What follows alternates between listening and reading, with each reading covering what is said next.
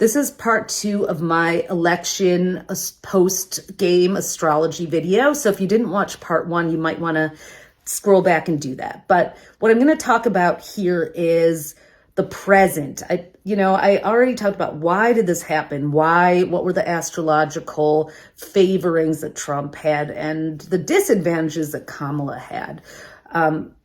But where are we now? Before we can move forward, we have to assess what's happening. One of the big deal transits of 2024 is Jupiter, which is the kingmaker, the spotlight, the exposure planet in Gemini. Gemini is a sign that rules local activities, also young voices. Gen Z is covered by Gemini. It's the halcyon days of life when you're young and vibrant and rebellious. And Jupiter rules universities, also the media, publishing. So looking at that red map was so hard for me personally. It was devastating, it was painful, but it was also a sobering look at how many people are still, how we the people are still afraid of each other. Now, I talked in the last video about Pluto's move into Aquarius. That begins, again, we had a little preview of it. Pluto's moving out of the sign of the patriarchy, corporations, government on November 19th. A little late there, Pluto, and into Aquarius, the progressive futurist sign, on November 19th for 20 years, basically, until January of 2044. So we got 2 decades of Pluto and Aquarius. That's what makes this election very different than 2017. In 2017, we went into all these Scorpio, Sagittarius, Libra planets. So we focused on justice and protests.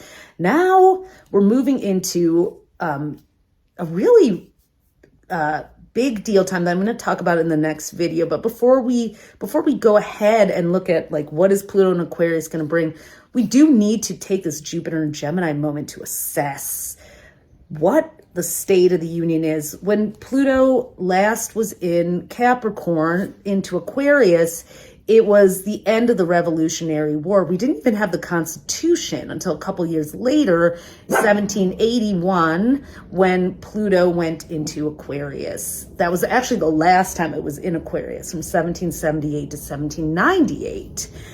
For a longer period of time. That also covered the French Revolution, the Haitian Revolution, which was a successful overthrowing by enslaved Africans.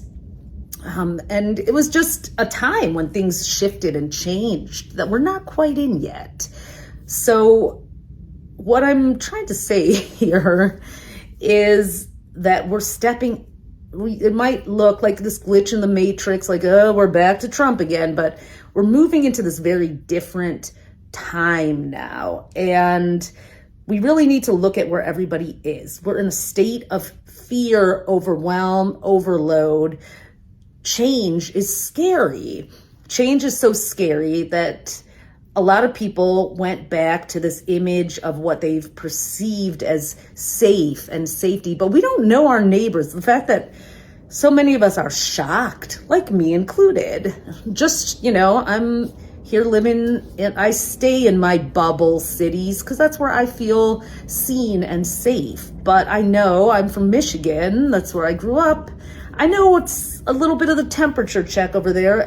But I also know that many people, there's so many views there. There was the Democrats' ignoring of Gaza that roused the Arab American population and undecided voters. There's people who are in unions there. There's, black and white divisions that have been there all my life. It's a very interesting place, but it is a microcosm of so much of what's happening. And we aren't talking to each other. We're just fighting, hating each other. And that is just not we the people. We the people are going to have to figure out how to work together. And I hope we get a chance to do that. I do feel hopeful that we will. But we have some very intense and interesting things happening next year, which I'm going to get into in the next video. So I'm doing this in pieces just so you can stop and digest because it's a lot. But we named, so 2024 in our book, which I don't have right with me, but many of you have it. We called 2024 the year of the year of transcendent leadership. We said leaders would rise up out of nowhere. And that happened with Kamala. She's absolutely a transcendent leader. Tim Walz is a transcendent leader. And I don't know, one might argue whether you like him or not that, I don't know. I'm not even going to say, I'm too biased right now to give any transcendent credit to the other side. Sorry. But there have been surprising players in the game. Elon Musk, even RFK Jr. showing up for Trump and pulling votes in his direction. So that hurt. Anyways, I am a human. I'm an astrologer. I'm giving you the astro, but as a human, this is not the outcome I wanted. And I don't think that should be a surprise to anyone who knows me. Anyways, I digress. Next year is the year of the divine pendulum. That's what we've named it. The reason for that, which I'm going to get into in the next video, is because planets, every single outer planet, before the end of next year, will have visited, if not decamped to, an entirely new zodiac sign. And in some cases, that's a sign that hasn't been in decades or centuries. Neptune and Aries, big deal. And it dovetails with the Civil War. Uranus and Gemini dovetails with World War II, and also the end of the Civil War and the end of World War II. Pluto in Aquarius, which dovetails with the end of the American Revolution, the Constitution, and other revolutions. There's revolutionary energy coming in.